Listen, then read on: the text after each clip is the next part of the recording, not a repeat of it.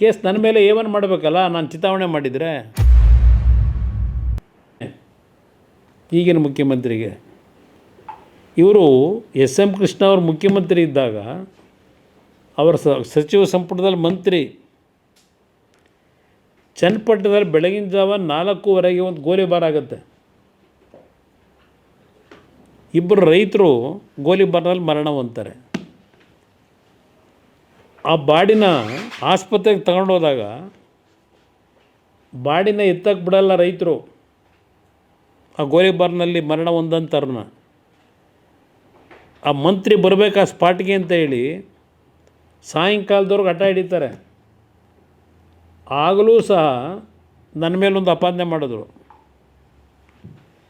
ಕುಮಾರಸ್ವಾಮಿಯವರು, ಜನತಾದಳ, ದೇವೇಗೌಡರು ಸತ್ತಿರ್ತಕ್ಕಂಥ ಮೃತದೇಹ ಇಟ್ಕೊಂಡು ರಾಜಕಾರಣ ಮಾಡ್ತಾರೆ ಅಂತಕ್ಕಂಥ ರೀತಿಯಲ್ಲೆಲ್ಲ ಆಪಾದನೆ ಮಾಡಿದ್ರು. ಅವತ್ತು ಬಹುಶಃ ಸ್ಥಳಕ್ಕೆ ನಾನು ಹೋಗಿದ್ರೆ, ದೇವೇಗೌಡರು ಬರದೇ ಹೋಗಿದ್ರೆ ಅವತ್ತು ಬಾಡಿನ ಎತ್ತಲಿಕ್ಕೆ ಬಿಡ್ತಿರಲಿಲ್ಲ ಜನ, ಅಷ್ಟು ರೋಷಾವೇಶದಲ್ಲಿದ್ದರು. ಅದನ್ನು ಈ ಮುಖ್ಯಮಂತ್ರಿಗೆ ಒಂದು ಸಲ ನೆನಪು ಮಾಡ್ಕೊಳ್ಳಪ್ಪ ಅಂತ ಹೇಳ್ತೀನಿ ಅವತ್ತು ನಡೆದಂಥ ಘಟನೆ ಬಗ್ಗೆ. ಇದನ್ನು ನಾನು ಯಾಕೆ ಹೇಳ್ತಾ ಇದ್ದೇನೆ, ಆ ಎಕ್ಸಾಂಪಲ್ಲು ನಿಮ್ಮ ಅಧಿಕಾರಿಗಳು ಹೇಳವ್ರೆ ಇವತ್ತೂ ನಮಗೆ ಸರ್ವೆ ಮಾಡೋಕ್ಕೆ ರಕ್ಷಣೆ ಕೊಡಿ ಅಂತ ಹೇಳಿದ್ರೆ ಎಲ್ಲ ರೀತಿ ರಕ್ಷಣೆ ಕೊಡ್ತೀವಿ ಅಂತ ಹೇಳ್ತಾರೆ ಎಸ್ ಪಿ.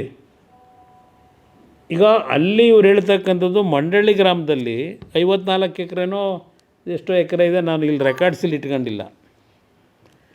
ಆ 54 ಎಕರೆನಲ್ಲಿ ಎಷ್ಟು ಎಕರೆ ಭೂಮಿನ ಒಪ್ಪಿಗೆ ಕೊಟ್ಟಿದ್ದಾರೆ, ಏನೋ 19 ಜನೋ 20 ಜನೋ ಕೊಟ್ಟವ್ರೆ ಅಂತ ಎಸ್ ಪಿ ಹೇಳ್ತಾ ಇದ್ದಿದ್ದು ನಾನು ಪಶ್ಚಿಮ ಬಂಗಾಳದಲ್ಲೇ ನ್ಯೂಸ್ ನೋಡ್ಬೇಕಾದ್ರೆ ನೋಡ್ತಾ ಇದ್ದೆ.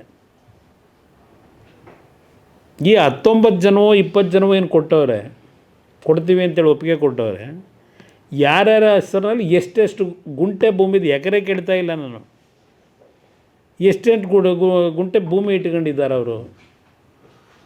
ಈಗ ಕೊಡಲ್ಲ ಅಂತ ಹೇಳ್ತಕ್ಕಂಥವ್ರು ಎಷ್ಟು ಎಕರೆ ಭೂಮಿ ಇಟ್ಕೊಂಡವ್ರೆ ಕೊಡದೇ ಇರೋರು.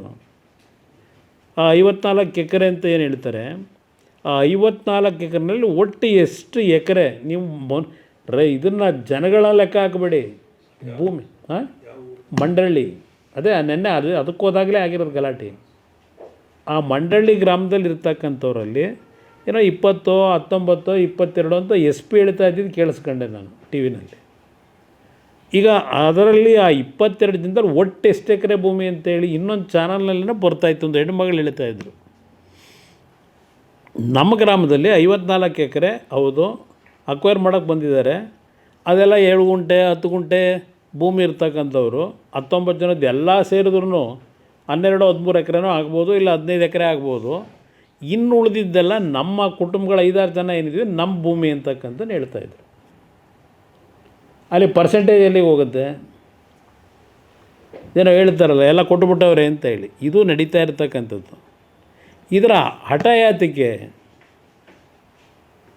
ಏನಾದರೂ ಹೆಚ್ಚು ಕಡಿಮೆ ಆದರೆ ಪಾಪ ಹೇಳ್ತಾರೆ ಅವರೆಲ್ಲ, ಪಾಪ ಹೆಣ್ಮಕ್ಳು ಜೈಲಿಗೆ ಹೋಗ್ತಾವ್ರೆ, ಇದಕ್ಕೆಲ್ಲ ಕುಮಾರಸ್ವಾಮಿ ಚಿತಾವಣೆ ನಡೆಸ್ತಾವ್ರೆ ಅಂತೇಳಿ. ನನಗೆ ಈ ಗಲಾಟೆ ಮಾಡಿ ಅಂತಲೂ ಹೇಳೋದಕ್ಕೆ ನಾನೇನು ಸ್ಥಳದಲ್ಲಿದ್ದೇನೆ, ನಾನು ಅಲ್ಲೆಲ್ಲೋ ವೆಸ್ಟ್ ಬೆಂಗಾಲ್ನಲ್ಲಿ 3 ದಿವಸದ ನನ್ನ ಇಲಾಖೆ ಒಂದು ಪರಿಶೀಲನಾ ಸಭೆ ಮಾಡಲಿಕ್ಕೆ ಹೋದಂಥವ್ನು ನಾನು. 3 ದಿವಸ ಅಲ್ಲಿದ್ದವನು. ಆಗಿದ್ದರೆ ನನ್ನ ಚಿತಾವಣೆ ಇದೆ ಅಂತ ನನ್ನ ಮೇಲೆ ಕೇಸ್ ಹಾಕಿ ತಯಾರಾಗಿದ್ದೇನೆ. ಕೇಸ್ ನನ್ನ ಮೇಲೆ ಏವನ್ ಮಾಡಬೇಕಲ್ಲ ನಾನು ಚಿತಾವಣೆ ಮಾಡಿದರೆ. ಈ 500 ದಿನದಿಂದ ನನ್ನ ಹೆಸರೇ ಹಾಕ್ಬಿಟ್ರು. ಹಾಕ್ಸ್ಬೇಕಾಗಿತ್ತು ನನ್ನದೇ ಹೆಸರನ್ನ. ಪಾಪ ಅಮಾಯಕರನ್ನ ಹಾಕೊಂಡವ್ರಲ್ಲ ಹೆಸರನ್ನ, ನನ್ನ ಹೆಸರನ್ನೇ ಹಾಕ್ಸೋರು. ಏನು ಆಪಾದನೆ ಮಾಡ್ತಾವ್ರಲ್ಲ ಕುಮಾರಸ್ವಾಮಿ ಚಿತಾವಣೆ ಅಂತ ಹೇಳಿ. ಏವನ್ ನನ್ನೇ ಹಾಕೋಬೇಕಾಗಿತ್ತಾಗಿದ್ದರೆ ಇತ್ತೆಲ್ಲ ನಾನು ನೋಡಿದೆ ಟಿ ವಿನಲ್ಲಿ ಆಪಾದನೆ ಮಾಡ್ತಾಯಿದ್ರು. ನನ್ನ ಹೆಸರನ್ನೇ ಹಾಕ್ಕೊಳ್ಳಿ, ಅಷ್ಟು ಧೈರ್ಯ ಇದ್ದರೆ ಯಾಕೆ ಹಾಕೊಂಡಿಲ್ಲ? ಬರೀ ಟಿ ವಿ ಮುಂದೆ ಪ್ರಚಾರಕ್ಕೆ ಕೇಳ್ಕೊತೀರಾ, ಮಾಧ್ಯಮದ ಮುಂದೆ. ಈಗ ನಿಮ್ಮ ಹತ್ರ ಅಷ್ಟೊಂದು ಸ್ಪೆಸಿಫಿಕ್ ಮಾಹಿತಿ ಇದ್ದರೆ ಕುಮಾರಸ್ವಾಮಿನೇ ಇದಕ್ಕೆಲ್ಲ ಚಿತಾವಣೆ ಮಾಡ್ತಾಯಿದ್ದಾನೆ ಅಂತೇಳಿ ಯಾತಕ್ಕೆ ನನ್ನ ಹೆಸರು ಬಿಟ್ಟಿದ್ದೀರಿ? ಯಾಕೆ ಹಾಕಿಲ್ಲ? ಈ ಸರ್ಕಾರಕ್ಕೆ ಒಂದು ಎಚ್ಚರಿಕೆ ಕೊಡ್ತೇನೆ. ಈ ರೀತಿಯ ನಿಮ್ಮ ಬಂಡತನ ಇದೆಯಲ್ಲ, ಇಡೀ ರಾಜ್ಯದಲ್ಲಿ ಜನ ನೋಡ್ತಾ ಇದ್ದಾರೆ ಸೂಕ್ಷ್ಮವಾಗಿ. ಇಷ್ಟೆಲ್ಲ ವಿರೋಧಗಳಿದ್ದರೂ ಅಂಥ ಒಂದು ಫಲವತ್ತಾದಂಥ ಕೃಷಿ ಭೂಮಿಗಳನ್ನು ಇವತ್ತು ಭೂಸ್ವಾಧೀನದ ಹೆಸರಿನಲ್ಲಿ ಟೌನ್ಶಿಪ್ ಮಾಡ್ತೀವಿ ಅಂತೇಳಿ, ಯಾವ ಟೌನ್ಶಿಪ್ ಮಾಡ್ತೀರಪ್ಪ ನೀವು? ಆ ನೈಸ್ ಯೋಜನೆ 30 ವರ್ಷ ಆಗೋಯ್ತು. ಇನ್ನೂ ಹಲವಾರು ಮುಖ್ಯಮಂತ್ರಿಗಳು ಅರ್ಜಿ ಕೊಟ್ಕೊಂಡೆ ಕೂತವ್ರೆ ಜನ ಅಲ್ಲಿ. 60/40 ಸೈಟ್ ಕೊಡ್ತೀವಿ ಅಂತಿದ್ರು ಅಂತ ಹೇಳಿ 4,000 ಕುಟುಂಬಕ್ಕೆ ಇವತ್ತಿನವರೆಗೆ ಸೈಟ್ ಕೊಟ್ಟಿಲ್ಲ. ಈಗ ಅದೇನೋ 50% ಕೊಡ್ತಾರಂತೆ ಸೈಟ್ನ. ನಾನು ಬೇರೆ ನೀರಾವರಿ ಯೋಜನೆಗಳಿಗೆ ಜಮೀನು ತಗೊಂಡು ದುಡ್ಡು ಕೊಡದೇ ಇರೋದು ಅದು ಬೇರೆ ಒಂದು ಭಾಗ ಇರಲಿ. ಇಲ್ಲಿ ನೈಸ್ ಕಂಪ್ನಿ ಬೆಂಗಳೂರು ಸುತ್ತ ₹1 1 ಲಕ್ಷ 1.5 ಲಕ್ಷಕ್ಕೆ ಭೂಮಿ ಎಲ್ಲ ಲಪಟಾಯಿಸಿದಿರಿ ಆ ಯೋಜನೆ ಹೆಸರಿನಲ್ಲಿ. ಎಷ್ಟು ಜನಕ್ಕೆ ಕೊಟ್ಟಿದ್ದಾರಪ್ಪ ಸೈಟಲ್ಲಿ? ಸೈಟ್ ಕೊಟ್ಟವನೇ, NOC ಕೊಟ್ಟವನೇ ಅವನು, ಆ ಕಂಪ್ನಿಯವನು. ಕೊಟ್ಟಿರೋದು ಯಾರಿಗಪ್ಪ ಅಂದರೆ ಗೌರಮ್ಮ, ಸುರೇಶ ಇಂಥವ್ರಿಗೆ ಕೊಟ್ಟವ್ರೆ NOCನ. ಅದು ಕಟ್ಟವ್ರೆ ದೊಡ್ಡ ದೊಡ್ಡ ಮಲ್ಟಿ ಸ್ಟೋರ್ಡ್ ಬಿಲ್ಡಿಂಗ್ ಅವ್ರಿಗೆ ಕೊಟ್ಟವ್ರೆ. ಆ ಜಮೀನು ಕಳ್ಕೊಂಡ್ರಲ್ಲ ನಿಜವಾದ ರೈತರು.